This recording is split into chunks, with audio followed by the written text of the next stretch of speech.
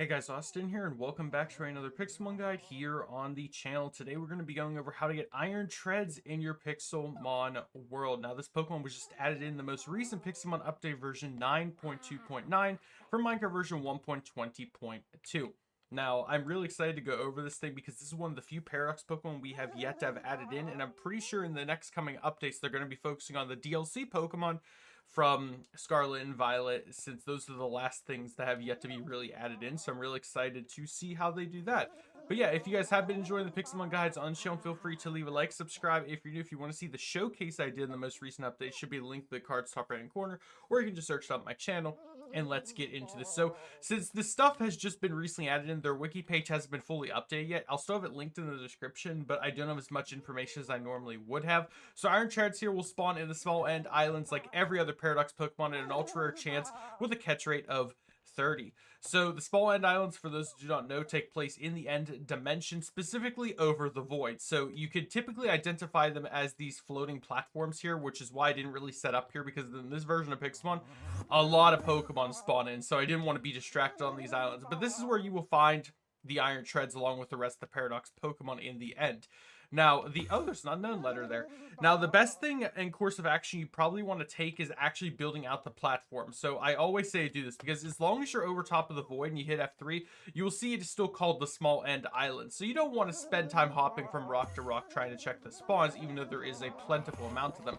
You want to build out your platform, because as long as Minecraft detects, or I should say the mod detects, that you are building, or you have end stone blocks over top of the void or the small end islands, you will effectively have spawn points for your Pokemon to spawn. So even the small platform here will be able to generate additional spawns, like you just saw that Blipbug spawn in. And that is your best way of actually being able to up the generation of spawns in the end specifically. I always bring this up because people probably are going to have a hard time getting through this place, especially since falling into the void means certain death.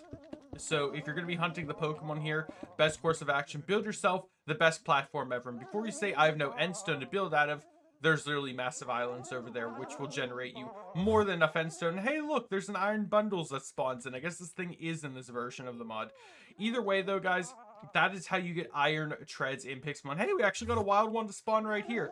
Now, funny enough, whenever I actually place Iron Treads down, the statue has him turned a certain direction. I'm not sure if that's intentional or not. It probably isn't, but that's just happening. But do not worry.